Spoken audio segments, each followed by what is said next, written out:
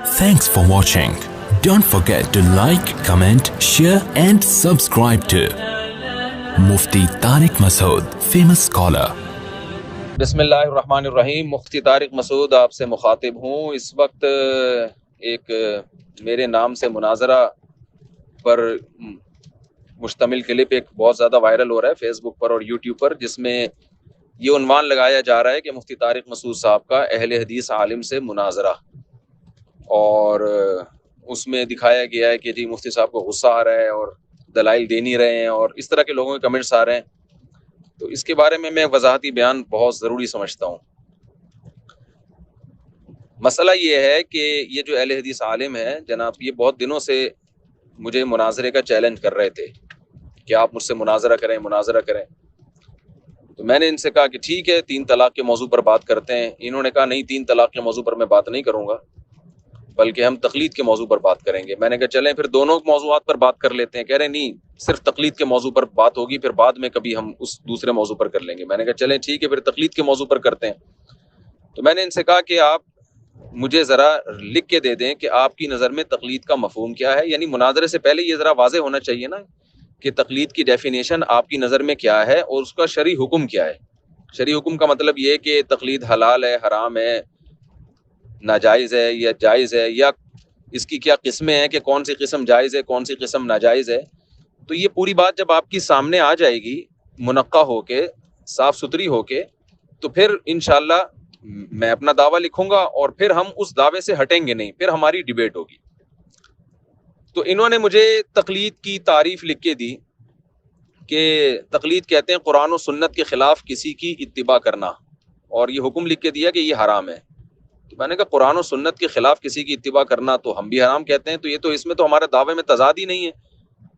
تو ہم بحث کس بات پہ کریں گے؟ قرآن و سنت کے خلاف تو کسی کو بھی فالو کرنا جائز نہیں ہے. تو یہ اس طرح ہماری واٹس ایپ پہ بات چل رہی تھی. تو پھر میں نے ان کو بلا لیا. میں نے کہا ایسا کریں آپ ایک ملاقات کر لیں، بیٹھ جاتے ہیں اور اپنے ساتھ افراد بھی لے آئیں آپ، اور وہ آپ جو میرے ساتھ بیٹھیں گے اس میں ہم کوئی مناظرہ نہیں کریں گے، بلکہ ہم یہ طے کریں گے کہ تقلید کے بارے میں آپ کا دعویٰ ہے کیا. یعنی سب سے پہلے آپ اس میں لکھیں گے تقلید کی آپ کی نظر میں تعریف ہے کیا، کسے کہتے ہیں تقلید. اور دوسری بات یہ کہ پھر جس کو آپ تقلید کہہ رہے ہیں اس کا شرعی حکم کیا ہے، وہ حلال ہے حرام ہے. تو یہ ریٹن فارم میں آپ لکھیں گے. چونکہ چیلنج آپ نے کیا ہے تو پہلے آپ لکھیں گے، اس کے بعد پھر میرا جو دعویٰ ہے وہ میں لکھوں گا. تو پھر ہم اگلی نشست میں انشاءاللہ ہم اس پر بحث کریں گے. اور میں نے کہا میں مناظرہ نہیں کرتا، نہ میں مناظروں کا عادی ہوں. ہم آرام سے افہام و تفہیم کی ایک مجلس ہوگی جس میں آپ اپنے دلائل دیں گے، میں اپنے دلائل دوں گا، لیکن پہلے دعویٰ تو ریٹن فارم میں سامنے آئے نا. میں نے ان سے کہا ورنہ ہم جو ہے نا ایک تو مرغوں کی لڑائی جیسے ہوتی ہے اس طرح کی ہے کہ یہ بحث بن جائے گی کہ جیسے کوئی لڑ رہے ہوں بے مقصد. تو ان کو جب میں نے بلایا یہ آئے بیٹھے، بیٹھنے کے بعد بھی میں نے ان کو یہ واضح کرایا. پہلے میں نے ان سے کہا میں صرف 10-15 منٹ بیٹھوں گا کیونکہ میرا سفر بھی ہے اور ہماری یہ مجلس بحث کی ہے ہی نہیں، لہذا اس میں یہ بات ہی فضول ہے کہ میں دلائل دوں یا آپ دلائل دیں. دلائل کی دنیا میں ابھی ہم نے نہیں جانا، دلائل ہم اگلی نشست میں بحث کریں گے. ابھی ہم صرف یہ کہ آپ کا دعویٰ کیا ہے. تو میں نے کہا کہ اب آپ بتائیے کہ آپ کا دعویٰ کیا ہے. میں یہ چاہ رہا تھا کہ یہ اپنا دعویٰ واضح کریں اور یہ کسی ایک بات پہ ٹکیں تو پھر میں اس کو ریٹن فارم میں لے کر آؤں، اور پھر میں اپنا دعویٰ کروں گا تو یہ اس کو واضح کریں گے اور پھر اس کو ہم ریٹن فارم میں لے کر آئیں گے. یعنی یہ اس کو سمجھیں گے کہ واقعی دعویٰ آپ کا ہے کیا. تو تنقیح کے بعد ایک ان کا دعویٰ آئے گا، ایک میرا دعویٰ آئے گا، اور پھر ہم انشاءاللہ اگلی نشست میں اس پر ہم بات کریں گے. لیکن یہاں گڑبڑ یہ ہوئی کہ یہ بیٹھے ہیں، ان سے جب میں نے سوال پوچھا کہ تقلید کسے کہتے ہیں، انہوں نے جواب دیا کہ تقلید کہتے ہیں بغیر دلیل کے کسی کی بات کو ماننا یا اس کو فالو کرنا. حالانکہ یہ تقلید کی ڈیفینیشن غلط، میری نظر میں یہ ڈیفینیشن غلط کی تھی، لیکن میں اس بحث میں نہیں پڑھنا چاہ رہا تھا کہ یہ ڈیفینیشن صحیح ہے یا غلط ہے. میں نے کہا چلیں آپ نے یہ ڈیفینیشن کی ہے کہ تقلید کہتے ہیں بغیر دلیل کے کسی کی بات کو فالو کرنا، تو یہ تو ٹھیک ہے تقلید کی تعریف ہو گئی، ہم اس کو لکھ لیں گے، ٹھیک ہے. اب یہ بتائیے کہ اس کا حکم کیا ہے، یہ عمل شرعن جائز ہے یا ناجائز. انہوں نے کہا کہ ناجائز ہے.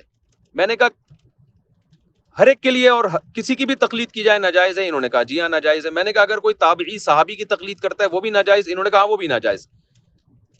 تو میرا مقصد ان کو نیچا دکھانا نہیں تھا، میں صرف ان کے دعوے کو سمجھنے کے لیے میں نے ان سے سوال پوچھا کہ یہ تو حدیث کی کتابوں میں بہت سے ایسے تابعی ہیں جنہوں نے صحابی سے مسئلہ پوچھا، صحابی نے بغیر دلیل کے جواب دیا، تابعی نے بھی دلیل ان سے نہیں پوچھی اور اس پر عمل کر لیا. جبکہ آپ کہہ رہے ہیں کہ یہ حرام ہے، تو کیا یہ تابعی نے صحابی سے جو مسئلہ پوچھا اور محض اعتماد کی بنیاد پہ اور صحابی نے جواب بھی دے دیا اور صحابی نے دلیل بھی پیش نہیں کی، تو کیا یہ ناجائز عمل ہوا؟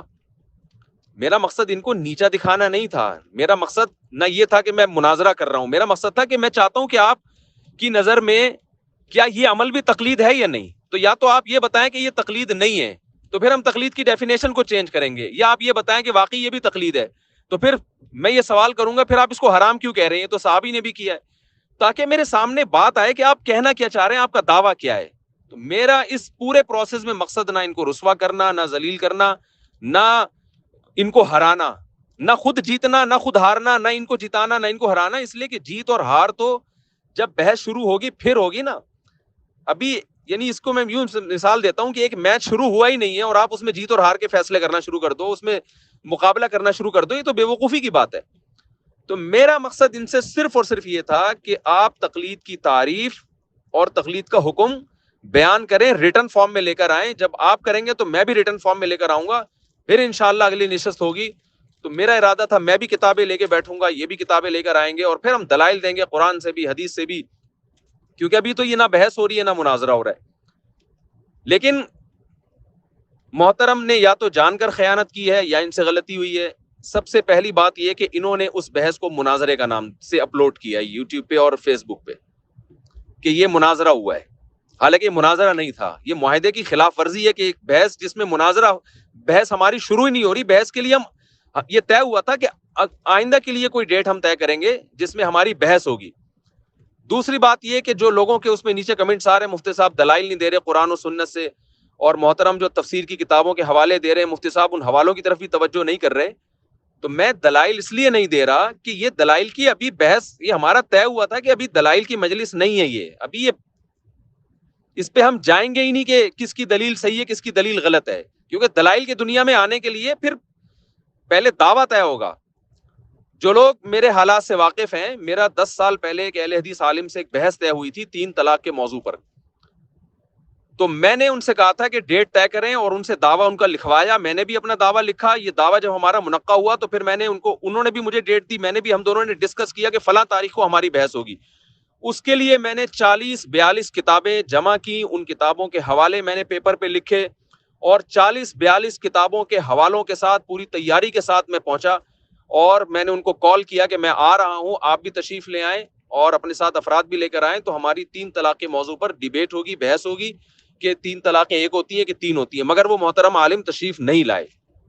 کوئی عذر ہوگا یا کیا وجہ ہوگی یا ان کو کہیں سفر پہ ہوگا، مجھے نہیں معلوم اس بارے میں، لیکن وہ نہیں آئے.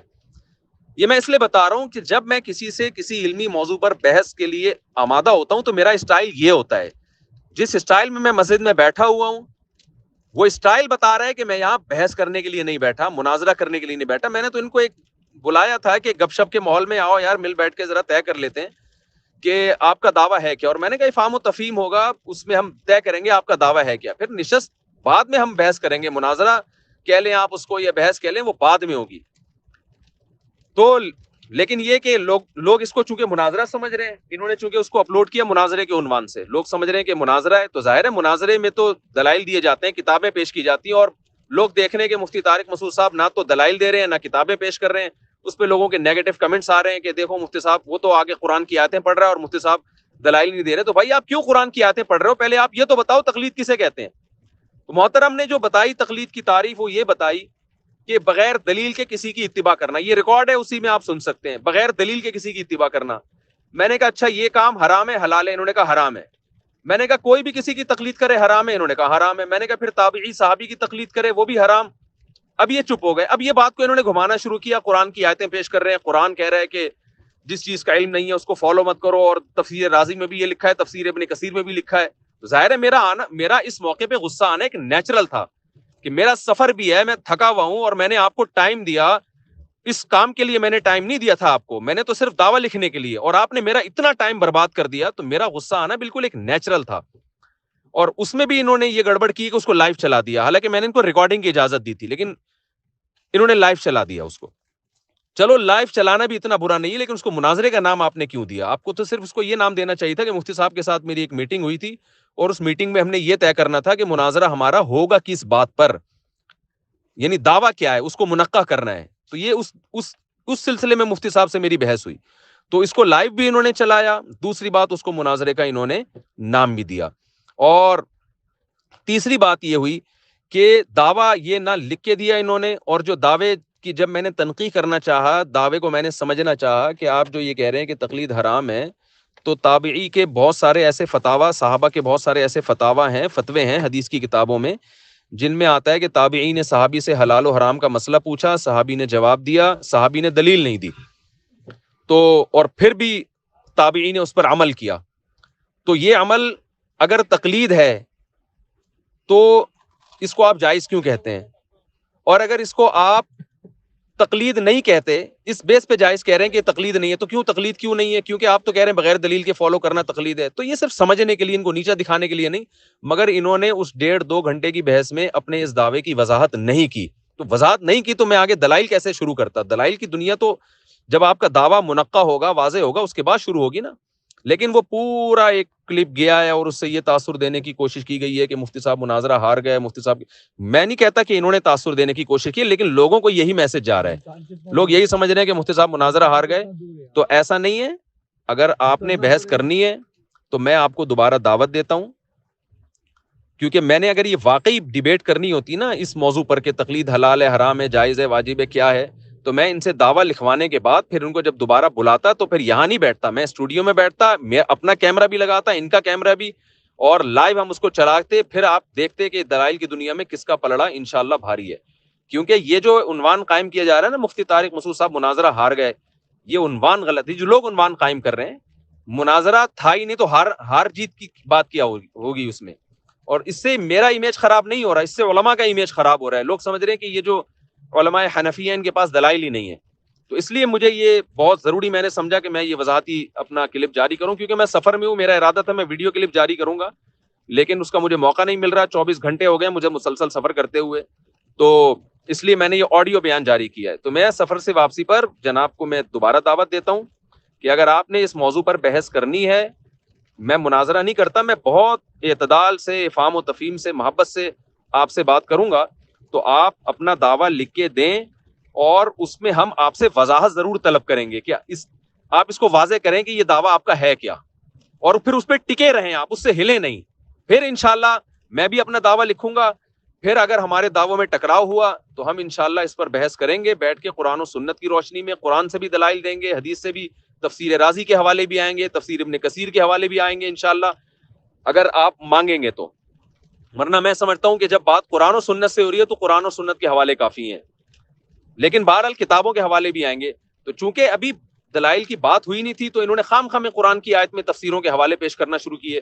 مجھے ظاہر ہے میرا غصہ آنا نیچرل تھا کہ آپ سے سوال کیا پوچھا جا رہا ہے، آپ جواب کیا دے رہے ہیں، اور میرا ٹائم آپ نے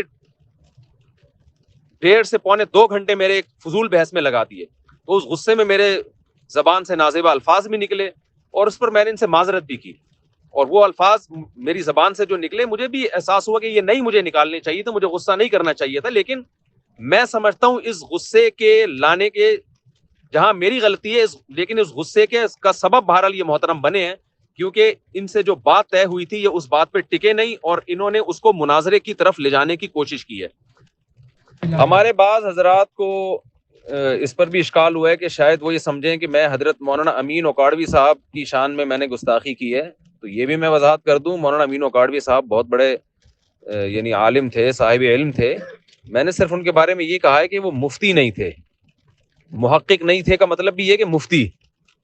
لیکن وہی بات ہے نا کہ یہ انہوں نے لائیو کر دیا، تو یہ سب چیزیں ریکارڈ ہوتی ہیں تو انسان ایک ایک لفظ سوچ سمجھ کے سنبھال کے بولتا ہے. تو وہ جلدی میں نے ان کو کہہ دیا کہ محقق نہیں تھے، مفتی نہیں تھے. تو لوگ سمجھ رہے ہیں کہ مفتی صاحب ان کو مانتے ہی نہیں ہیں، ان کی گستاخی کر رہے ہیں. تو ایسا نہیں ہے، مفتی نہیں تھے، لیکن بہرحال ان کی ایک علمی خدمات ہیں، اور ہمارے بزرگوں میں ان کا شمار ہوتا ہے، ہمارے اکابر میں ان کا شمار ہوتا ہے. میں اپنے بڑوں کی، اکابر کی گستاخی کا کبھی سوچ بھی نہیں سکتا. لیکن بات یہی ہے کہ ایک چیز ریکارڈ ہوتی ہے، وہ سنی جاتی ہے، اس میں دیکھا جاتا ہے کہ کون سے الفاظ جذبات میں نکلے ہیں، کون سے الفاظ ایسے ہیں کہ جن میں بات ٹھیک ہے لیکن الفاظ نامناسب ہیں. تو یہ جو ہے وہ یہ بھی ایک میں سمجھتا ہوں کہ لائیو جانے کی وجہ سے غلط فہمی ہوئی ہے.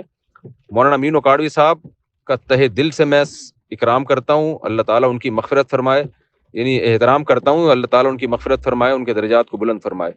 اچھا, ایک اور بات بھی چلتے چلتے یہ بتانا ضروری ہے کہ اس بحث کے دوران جو بھی بات ہو رہی تھی اس کے دوران کسی صاحب نے یہ بھی کہا تھا, مولانا عبد الواحد قریشی صاحب ہیں, کوئی مناظر ہیں, تو ان کے حوالے سے یہ کہا تھا کہ انہوں نے مجھے کہا ہے کہ جو اہل حدیث رفع الیدین کرتے ہیں تو ان کی نماز نہیں ہوتی.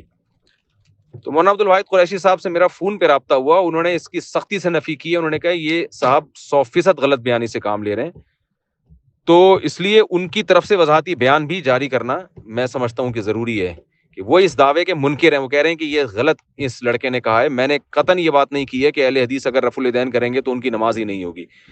تو اب مجھے نہیں پتا کون صحیح ہے کون غلط ہے, لیکن میرا فرض یہ بنتا تھا کہ کیونکہ ان کے اس بحث میں یہ ان کے خلاف یہ دعویٰ آیا تھا تو وہ اس دعوے کی بالکل نفی کر رہے ہیں کہ ایسا کچھ بھی میں نے نہیں کہا ہے, اور ان کا یہ کہنا ہے کہ جس نے میری طرف یہ نسبت کی ہے یہ 100% غلط نسبت کی ہے, پروپیگنڈا کیا جا رہا ہے میرے بارے میں.